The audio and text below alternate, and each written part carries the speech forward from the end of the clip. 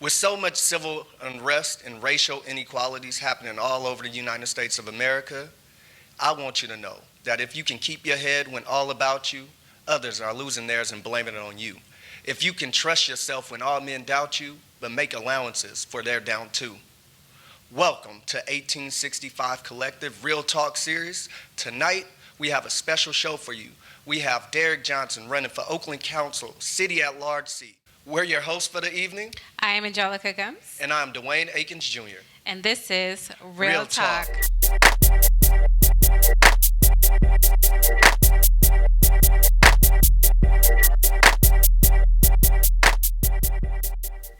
Well, welcome, Derek. Thank you for taking time out of your schedule to meet with 1865 Collective. We really appreciate you being here. So the format of this Real Talk series is just going to be very conversational. We really want to discuss the topics of housing, police brutality, parks and recreation, as well as the business development and sustainability, okay? And so before we really get into those topics, though, we want to hear from you. Like, tell the people why you are running for office. What inspired you? Great question. And first of all, 1865, thank you for having me. I was inspired, unfortunately, by the conditions of our city. Being a native, a third-generation Oaklander, born and raised here, it's a city that I'm not recognizing anymore. The encampments are heartbreaking, and up to 80% of those in those encampments are African-American people that look like you and I, that come from neighborhoods that you and I come from. And that's troubling that we're just managing the problem and shifting one encampment to another part of the city. We need to eliminate the problem. And that was one of the major reasons why I decided to run. Also, the affordability of housing, which we're going to get into, but I'm very concerned that generations behind me in our community will not be able to afford to live here. And then business development. We are not a business-friendly city. I'm a small business owner, so we have to be more business-friendly. And then this COVID-19 is just very unprecedented. We are living in a time that none of us have ever experienced before. And how do we get out of it? And we need to engage with the community, engage with people like myself, yourself, that are integral parts of this city to really enhance and stabilize and provide resources to those, especially African American small businesses, so that we do not go out of business. So I am native. I am Oakland. I'm born and raised. I'm just like you are, from West Oakland, from Acorn. Yes, I'm also third generation Yeah, as yeah, well. Dragon alumni. right there on 8th and Adelaide, everybody. So I just felt that it was time for someone that's from this city, that's invested in this city, that's passionate about this city, to now be a part of the elected official and council body so that we can write policy, create policy that moves our city forward, and especially in the African American community. Right, I completely agree. It's very important. And talking about housing, we've seen in the last few decades a significant decline in our Black population. Our Black residents are moving out. In like 1990, we were about 43%. And now, according to the statistics, we're about 23%.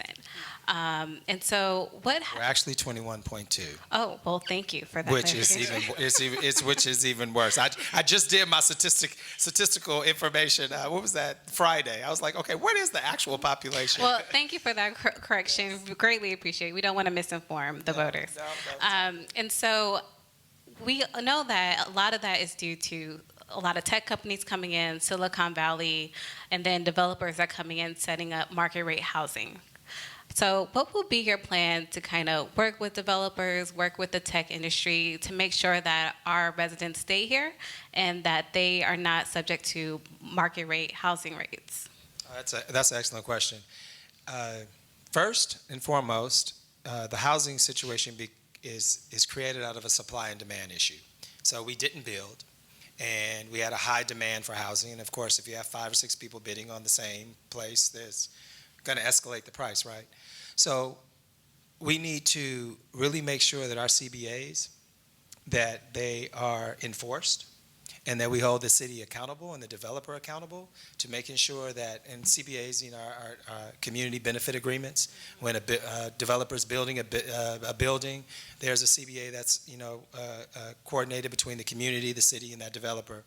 And we have not done a great job as a city to make sure that those CBAs are actually enforced and that the developer is held accountable to create what's in that CBA. So that's number one. Number two, we need to build affordable, but we need to build low to the low.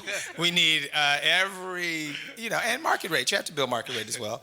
But we need to build at every single level of the economic ladder so that everybody can participate in the home ownership. And that's something that's very important, is that when we talk about affordable housing right now, we're talking about rental property. Rental property isn't really sustainable for keeping us in a community. We need to be able to participate in the purchasing and home ownership. So those are two ways we can do that. We also need to look at programs that the city, we have impact fees, which aren't, they can't find, and they're not accounted for or haven't been collected. So we need to look at the efficiencies of our city government, and I would definitely make sure that we not only held developers accountable for those CBAs and making sure that our community benefit agreements are actually brought to fruition, that I would make sure that the city, we have an enforceable agency or a enforceable body that can make sure that gets done. Okay. Thank you so much. Wow. Just listening to you right now, just hearing you, the passion and the reasons why you're running, those all are humanistic reasons for running for office. And I feel like so many times some of our elected officials, they don't really carry that swag with them. And then by you being an Oakland native rooted here, we can, all of us that are Oakland native, especially black males for the most part, if we did a survey, probably about 80% of them would say they had a situation with a police officer, OPD officer. And I had one. Yeah, I can remember being in the 9th grade, or it was 10th grade, because I was at Oakland Tech. And we went to a house party in the Hunnits, and the house party got out of control, and so you have a whole bunch of kids. But it's really sad. See, I was in there turning up. Yeah, we was turning up. That's what the kids say, they turn up. It was lit, right? And so one thing that my grandmother always used to tell me, early on, she used to say, if you ever stop by a police officer, don't run, stay there, be respectful, share your information. The sad thing, fast forward all the way to where we are here now in the United States, that even if you were taught that, you're still in jeopardy, right? That scary part. And I feel like the world, we're just, not just here in Oakland, but the world is very anguished. But since we're basing your candidacy here in Oakland, and we have this defunding the police situation, and I think a lot of people hear defund and they think abolish, and I don't think that's necessarily the case. So if you are elected to be city council at large, what is your plan or your ideas around policing so that it's equitable, so young black men and now black women, because they're being gunned down too, what's your plan to make sure that we feel like the laws work for us as well? Well, that's an excellent question. And to address the later of your statement, the laws work for us, that's going to take a long time, because the laws, we need to deal with local police, the DA's office, the judges. I mean, it's the whole judicial system we need to clean up. But as it becomes to policing, you said something that's very key. Defunding, I feel, is not the correct word. I actually support President Barack Obama's 21st century policing policies. And our current president has defunded them and dismantled it. So when you think of defund, you think of dismantle or abolish. I am not a component of abolishing or dismantling. I am a stronger component of 3 R's. We need to reconstruct the police department. We need to make sure that the training and the culture is changed, and we do that through the training and the recruitment. If we're hiring more African American or Latino, just brown and black people that look like you and I to govern the neighborhoods or protect the neighborhoods that they're sworn in to serve and protect. They'll have a different affinity for it because they come from the neighborhood. They might know your mother, your sister, your brothers, and I think that's what we need to go back to. Also, in Oakland in particular, only 7% of our police officers live in the city. I think that's quite a that's not a good percentage. Only 7%. Only 7%. That's very low. Yeah, so I believe if you live in the city that you are actually protecting, you'll have a different attitude towards it as opposed to driving in, I'm coming to work, and these people mean nothing. You'll actually form bonds with people. I mean, we've lost trust with policing, and we need to gain that back. I feel we should repurpose the funds also. That's my second R. We need to take the funds, and police should not be social workers. We should take those funds and give those to community-based organizations that do that type of work, that have experienced, trained individuals to handle homelessness, to handle mental calls. Those type of situations shouldn't be handled by police. And then we need to reimagine what policing and law enforcement is, because policing has such a negative word right now. So law enforcement, we need to reimagine law enforcement and make sure that we have midnight basketball. We have they have coffee with cops in Montclair. We'll have hot chocolate with cops in our neighborhood. So then that way you have a bond, and the trust needs to be built back. But any events, any kind of community activities that we can involve the law enforcement in the community so that they can have a different and look at each other differently, because if you see that person on the basketball court, it's a lot different than when you're calling them for a 911 situation or they're pulling you over. And so those are things I think we need to work on. I know that Oakland has, worked on the 8 Can't Wait, but I know our strongholds and with that we need to work better on that, and firing at moving vehicles. That's something that we need to improve on as well. We need to also have those body cams on.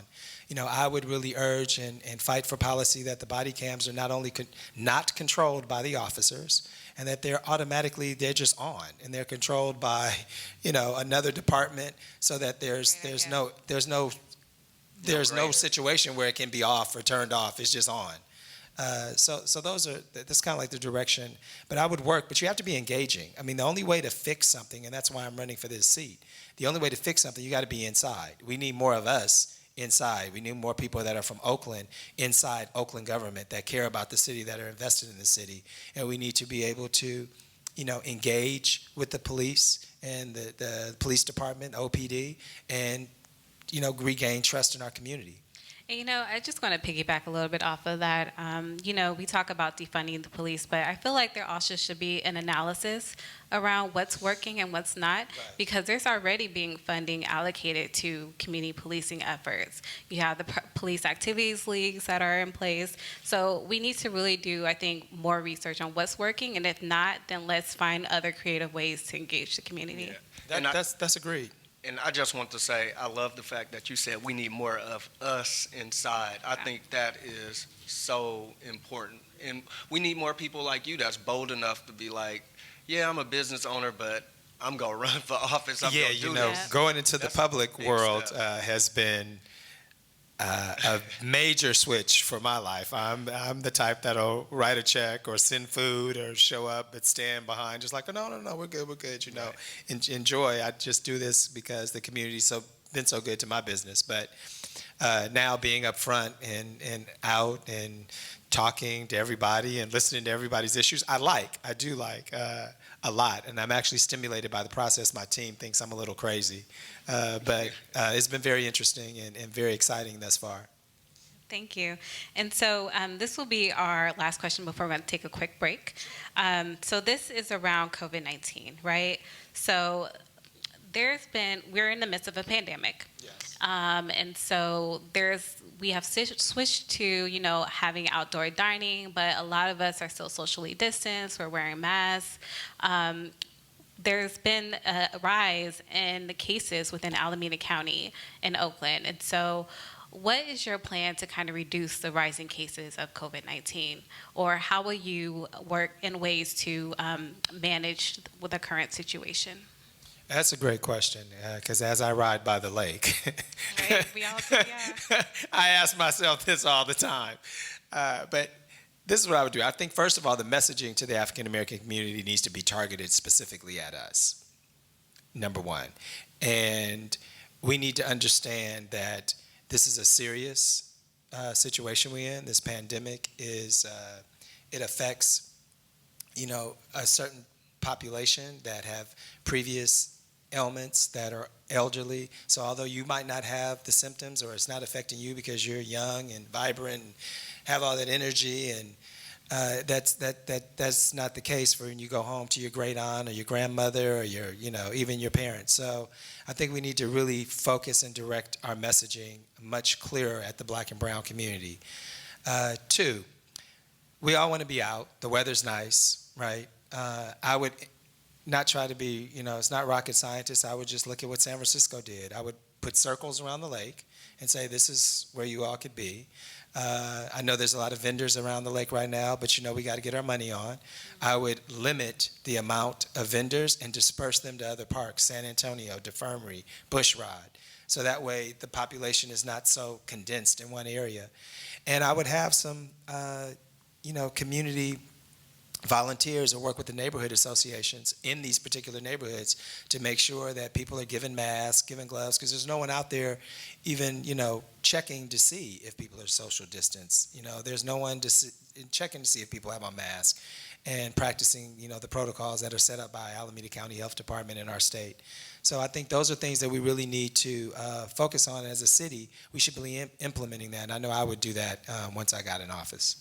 Great answer. Thank you so much. And just before we go to this quick break, you spoke a little bit about the marketing plan for African Americans and just talking to us.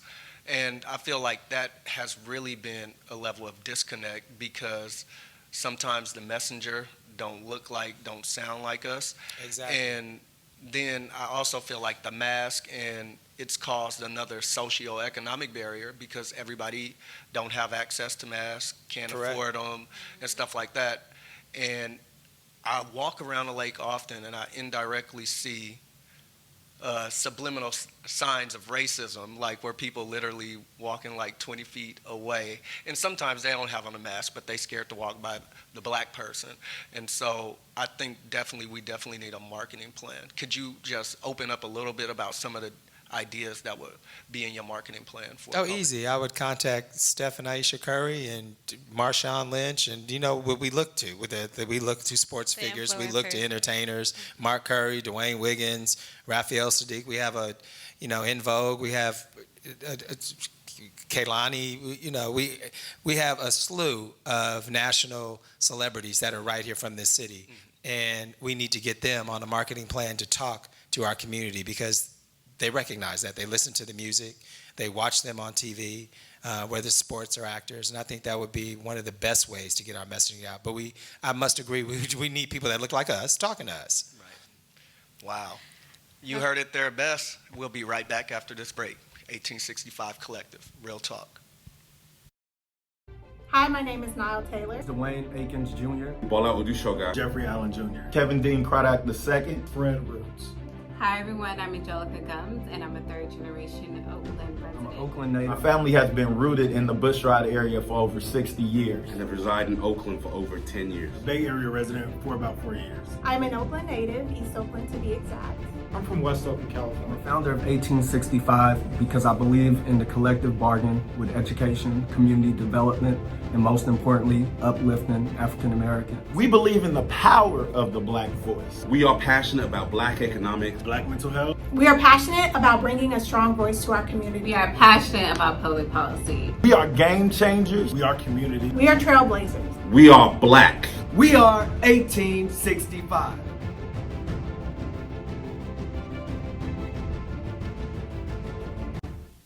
We're back with 1865 Collective, Real Talk, with Derreck Johnson, candidate for Oakland City Council District at Large.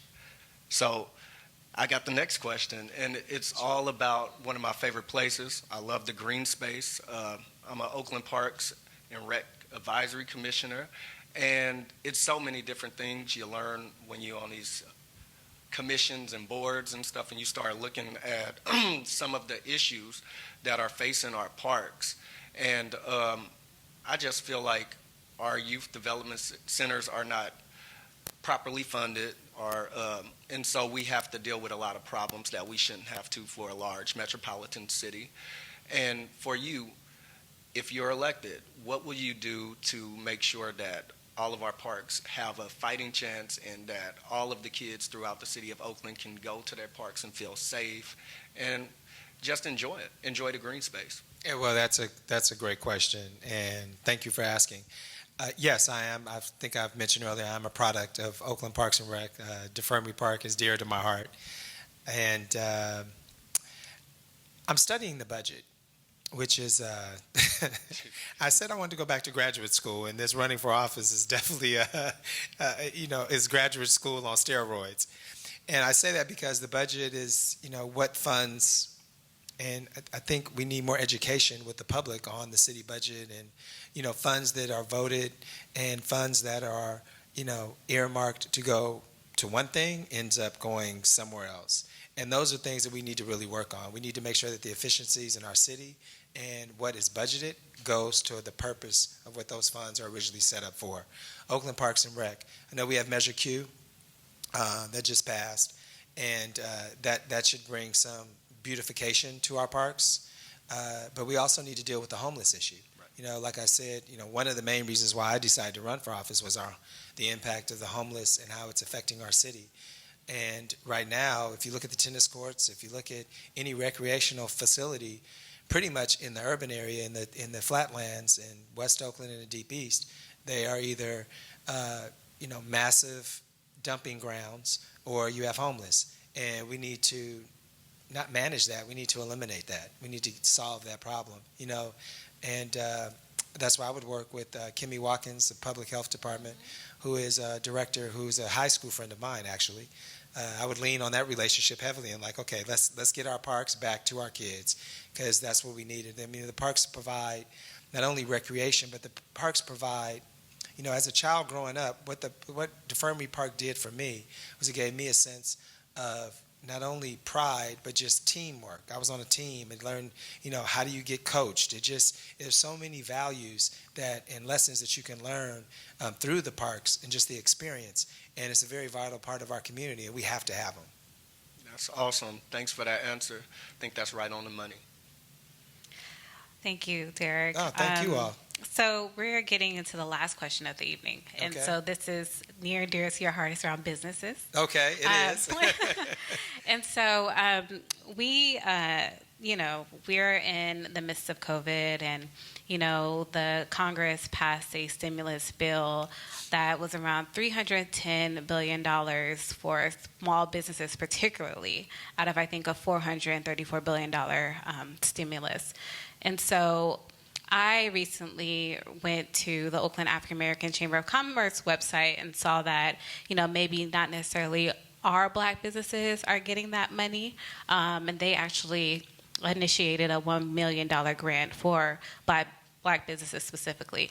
So my question to you is, do you see value in increasing and sustaining the presence of Black businesses in Oakland, and how will you fight for the protection of those businesses? Okay, oh my God, do you see me? I'm Black. Right. I'm a Black business owner, so yes, I believe in being the Muhammad Ali, and we have to sustain Black businesses. We got to fight hard, because just historically, the odds have not been in our favor when it comes to business, when it comes to financing, when it comes to resources, when it comes to education, just as a gamut of situations. And in COVID, that 47%. I don't know if you know that 47% of African American businesses are closing, as opposed to 17% of white businesses, because we don't have the capital. It all boils down to money. So there's a Black bank that just opened, in our campaigns and communication with down in LA. We need to bring them to the table. I bank at a local bank, Summit Bank. We need to bring our local banks to the table. And bottom line, businesses need money. We need, we don't have reserves that we can go. I mean, most of us have reserves that 2 or 3 months. You're like, oh, okay, well now what do we do? So we definitely have to bring resources to our African American businesses. I'm a member of the Oakland African American Chamber of Commerce. I know Shonda and Kathy very, very well. They're doing great work there. That organization has to stay. Organizations like that have to stay and be created, because what they do is they create a resource center for people like us, that have small Absolutely. businesses. There's a place that you can call and with confidence know that someone is there for you, that to answer your questions or to help you with whatever your business needs are. But at the end of the day, we need banks to come to the table. And then we need the landlord and tenant. We need to stabilize that relationship. Landlords in the commercial sector haven't been as forgiving or negotiating with the rent, so we need to, as a city, and I would, as a council person, definitely deal with those landlords one-on-one. I mean, I know landlords need their money too, so don't get me wrong, they have to get paid, but depending on the situation, we have to figure out a balance that landlords and tenants can work together. Otherwise, what you're going to have is a lot of empty storefronts, which serves nobody.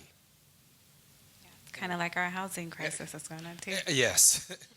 Wow, I wish this interview could keep going, because Yes, I'm having a good time. You had so much great information. And let me just throw in that we also have I have a full COVID recovery plan on my website, www.johnsonforoakland.com, and I touch on housing with COVID and business in particular in COVID. So, yes, my little small business, I own the Chicken and Waffles, the home of Chicken and Waffles down in Jack London Square, and we're still open. Yeah, we open 7 days a week. We're not open till 4 midnight no more, but we still not open. Go anywhere. I miss my lunches after I'm leaving Dewey Academy on Tuesday and Thursday, because I often come over there and get I those like the chicken nachos. strips.